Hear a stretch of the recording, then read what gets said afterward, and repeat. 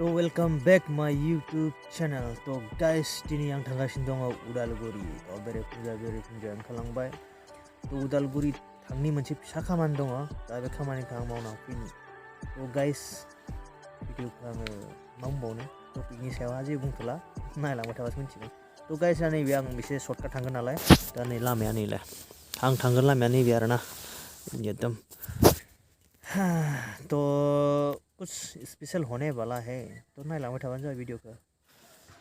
Train crossing time. तो guys माने मा होनना बुङो उदालगुरि मोनबाय आरो जोंना। तो बिनि इन्ट्रडाक्सनखौ आं दायो होसिगोन। तो फिसा उदालगुरियाव फिसा खामानि दं, बे खामानिखौ मावग्रोनि, बिनि उनावहा जोङो आवगायलांसै ना मा बुङो? कौन है ये लोग? तो गाइस उदालगुरियाव खामानिखौ मावनानै माने खामानिखौ होजोबनानै तो फाइनालि जों दा भैरबकुन्द सफैबाय। तो एसे लोगोखौ बेरायहोनोसै आरोना। तो गाइस ओरै फै दा नों फट' लाया होनबा नोङो जेनेबा जोंनियाव माने फैबाय नालाय एसे भैरबकुन्दखौ फिदिंसै आङो ना मा बुङो? औ ना माबोरै मोनदों ब्रिजफोरा? हिट ना? बरिया बरिया ना? एकदम ना सुपार मस्ती धमाका भैरबकुन्द। नै सिं पिकनिक प्लेस माने पिकनिक जागासिनो आरो पिकनिक प्लेस माने एक्चुअलि बेफोरबो पिकनिक प्लेसआनो आरो नै बेफोर जेनेबा दा नैयाव पिकनिक जागासिनो आरो नै बेयावहा दखानफोर दङ। नैबे नुदों नालाय बेयाव दखान होदों। तो जोङो हाबहैगोन दसे ना मा बुङो? एसे बेरायनांगोन ना माने औ बिथाङा फार्स्ट टाइम फैदों आरो ना, ओंखायनो एसे बेरायहोनोसै आरो। जेनेबा गावआबो क'क्राझार थांबोला, जेनेबा आं क'क्राझार थांबोला एसे एनै बेरायहोयो नालाय, दा आंबो एसे एनै बेरायहोनोसै आरो ना। गाइस नायलांबाय थाबानो जाबाय नै।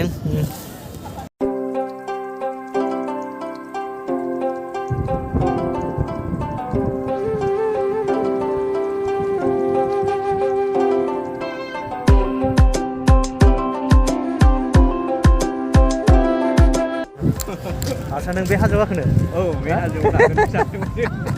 लामाखौ नागिरबाबो मोना माथो। बेयाव गाखोनांगौबा मेक्सिमाम 2 घन्टासो लागोन खोमा। 2 घन्टाल' ना? औ। तो गाइस माने जोंहा फंबाया गाखोनो नागिरदों आरो ना नैबे हाजोआवहा। दा बे हाजोआव गाखोनायानोथ' माबोरै गाखोलांगोन बे फाथिया नै। बै माबा बिफांनि रोदाया हनै गाखोलांनांगोन खिन्थु दिनै गाखोलांहोला आङो। दिनै नंला, मालाबाफोर गाखोनोसै मिथिबाय। तो गाइस नायलांबाय थाबानो जाबाय सुपार मस्ती धमाका। आरो सोरबाफोर भैरबकुन्दआव फैनानै जुदि खिनो हासुनो ओंखारदोंबा फाइनालि नैबे बुस्थुआ दोनखायो, थांनानै बेयाव खिनो हागोन हासुनो हागोन। खिन्थु फ्रि नङा दै गाइस, बेयावहा फैसा होनांगोन नामाथाय एक्सुवेलि फैसा होनांगोन बेखौथ' मिथिला। 100 थाखा नुदों आखायाव। 100? नङादां 100 थाखा। थांनायबा मिथिगोन बेसेबां। तो जाबायानोसै बहुदानो नङा होमबा? जों थांफिनसै नामा एसे आरो गोजौआवबो औ थांफिनसै आरो माथो। वाव नुदों जायगाखौ एकदम बरिया ना जायगाया। सोर फैयाखै सोर फैदों, जाय फैयाखै बे कमेन्ट खालामना खोन्थाहर, आरो जाय फैदों बेबो कमेन्ट खालामना खोन्थाहर। आं थांबायलै बे जायगायाव होननानै खोन्थाहरबानो जाबाय। आरो जाय फैयाखै आंबो थांनो लुगैदोंलै बे जायगायाव होननानै खोन्थाहरबानो जाबाय। तो गाइस जोङो बिनिफ्राय एक्चुअलि मा होननानै बुङो आङो एसे अरुणाचलथिं ओरै हाबलांसै आरो ना, हाबलांनानै डाइरेक्ट न'आव लांसै आं आलासिखौ। तो गाइस थांसै जोङो।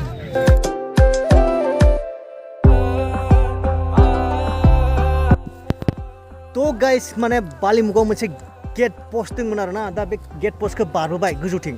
तो गाइस गेट पस्टखौ बारबोनानै दा ओरैबायदि बरिया नांदों। तो मोनसे भिउखौ चेक खालामदो नै।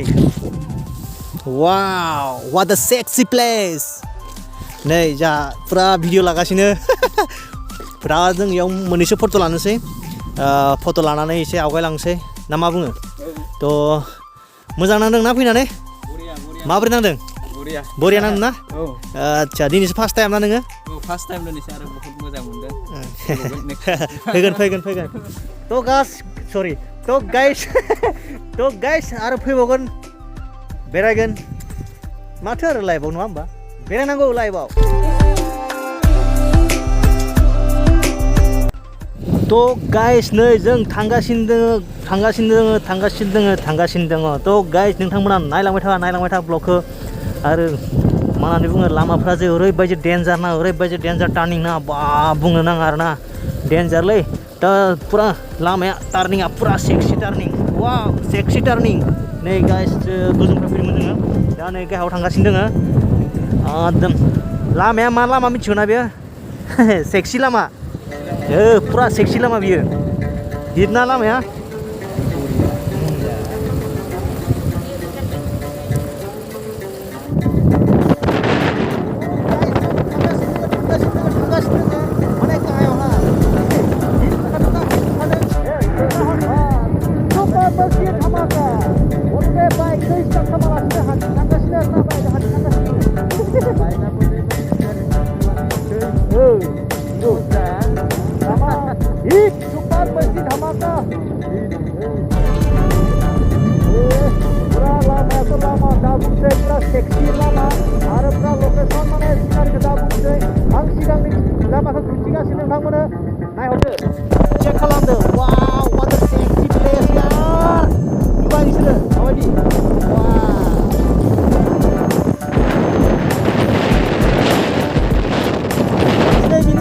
गुवाहाटीया दोङो 200 किलोमीटर आरो तेजपुरा दोङो 70 किलोमीटर आरो जोंनिया दोङो 26 किलोमीटर थ' गाइस जोङो थांगासिनो दं नोंथांमोना नायलांगासिनो दं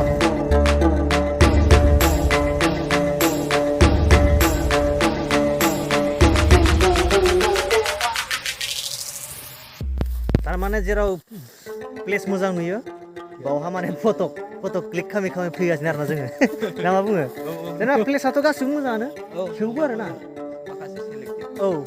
माखासे सेलेक्टेड दङ सेलेक्ट खालामै माने मा होननानै बुङो फट' क्लिक लाबोदों आरोना बिदि आरोना दा नैबे प्लेसआ मोजां नुदोंनो मोजां नांदोंनो दा फट' क्लिक खालामसिगोन थ' गाइस नायदोलाय जों क्लिक खालामनायखौ नायदोलाय दा बे पस्ट होगोन फट'खौ आं साफायसिगोन माने मबाइलजों थ' गाइस नायलांबाय थादो प्लेसआथ' बिराद मा होनना बुङो सेक्सि प्लेस सुपार मस्ति धामाका थ' नोंथांमोनाबो भिजिट खालामफै मोजां नांगोन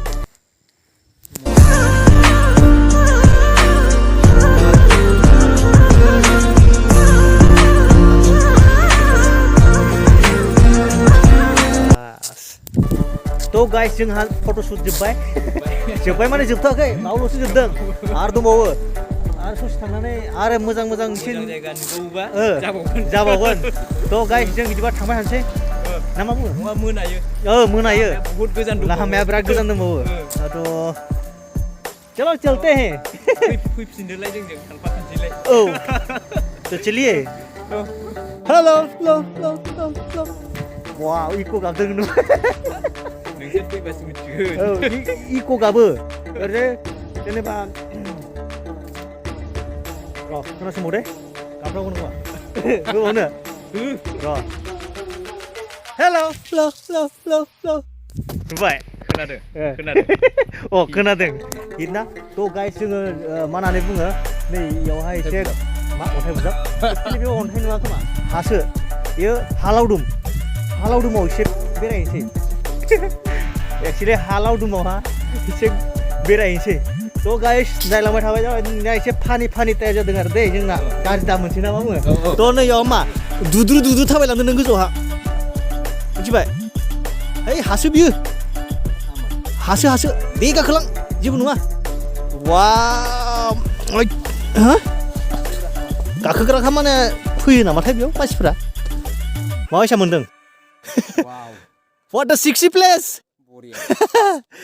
वाव लामाखौबो जा सुइट मोजां नुदों थ' गाइस वाव बरिया नुदोंना थ' माने एसे मेंबाय थाबायनानै मा होनखो नांगौना थ' गाइस बेनोसै आरोना जोंना न'आव मोनसान्दि आरो जों मा खालामनांगोन मा खालामनांला मोनथिला जोङो भिडिअ'आव माबोरै जालाङो मोनथिला थ' गाइस मा होननानै बुङो नै सिं रंबो फोनगासिनो मा ना रं फोनना फोनाखै अके कालार फोनगासिनो लामायाव जिथु कालार ना नैबो फोनगासिनो आरो न थ' मा होननानै बुङो बेयाव माखासे फट'शुट जों खालामसै फट'शुट खालामनानै जोङो एखेबारे ब्लगनोसै सरि एखेबारे ब्लदा माने जों आरो माखासे फिसा जायगा मोजां नुबानो बेयो फट' साफायलांसै आरोना फट'खौथ' बांसिनानो आंथ' माबा खालामाखै एक्चुअलि जा आलासि जोंथ' फैदों बिसोर बांसिन फट' साफायगासिनो जाहाथे बियो आरो नेक्स्टआव फैनो मोनबावना मोनबावा नै बेखौ साननानै आरोना एक्चुअलि फैनायाथ' फैनो मोनखागोनखा ना मा बुङो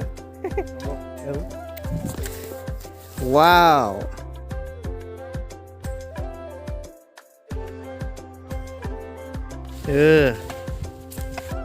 ओंखारबो दे गोलैबाबो जेबो नङालै गाहायसो दे ओंखारबो हा एफा फिसा माबायावनो हिट नुदों दासो एसे साफा जानांगौ ना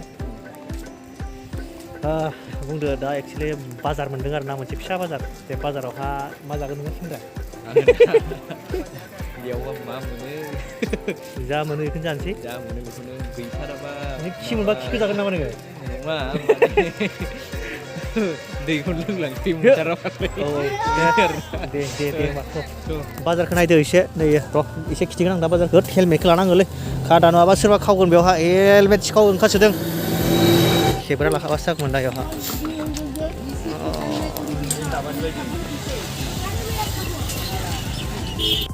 नों बे खिराखौ जागोन ना नोङो मा बुस्थु बेलाय ना लारुखौ जागोन लारुखौ दे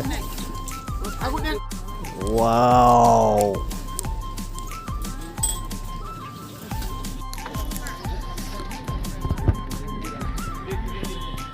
इदानो सायाबो लोंदो नै आसानखौ लाबाय नों बेनो गलखौ होदो बे गलखौसो जायोनो बियो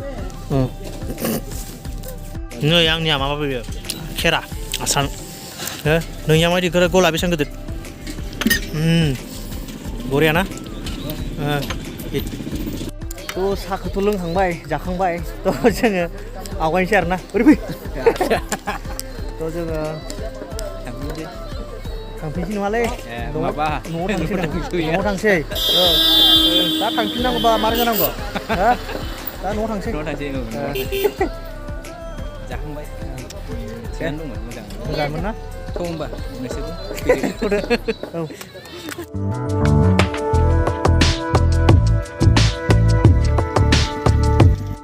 गाइस फाइनाली जों दा न'आव सफैबाय सफैबाय थ' गाइस जों दा फाइनाली न'आव सफैबाय एक्चुअली भिडिअखौ जोङो बेयावनो एन्डिं खालामसै आरोना थ' गाबोननि ब्लगा ओरैबायदि सेक्सि ब्लग जागोन नोंथांमोना नायनानै मजा माबाफोर बुंबावनो आच्छा बेखौ आं मोनसे सोंसै आरोना जेनेबा हजोंनिफ्राय भेरागननिफ्राय जेब्ला फैदोंमोन हिल सिरियावहा थ' गाइस माबोरै मोनदोंमोन एसे एक्सप्लेन खालामना हो नोङो रांफोरखौ आंथ' फार्स्ट टाइम फैदों आरो लाइफआव बेबायदि जायगा बेरायफेरनो मोनाखै आरो बेरायनानै बहुत मोजां मोनदों आं गोसोखौ सान्थि मोनदों हप मालाबा थांफिनबावगोन आं रावजों थाङा बे आदाजों थांगोन आरो नोंथांमोना नायनानै मानो ओरैनो थाबाय थाखो साबस्क्राइब खालामना हो लाइक शेयार खालामना होबानो जाबाय बेनोसै खालामालै खायफा आं बिराद दुखु मोनो आं बिदि खालामाबाथाय नायनांगौ ओरै थाङो मिथिबायना बिदिजों जायालै बिदिजों जाया खालामनांगौब्रा नोंथांमोना नायबासो खालामबासो आंहाबो गोसो जागोन ना ब्लग लानो बेथ' सिम्पोलसो बेनिख्रुइ आरो क्रेजि ब्लग लाबावगोन आं मिथिबायना गाइस थ' बिदिब्ला जोङो ब्लगखौ दिनैनि ब्लगखौ जोङो एसेयावनो दोनथ'नोसै दोनथ'बानो जाबाय आरो जय बर' हारिनि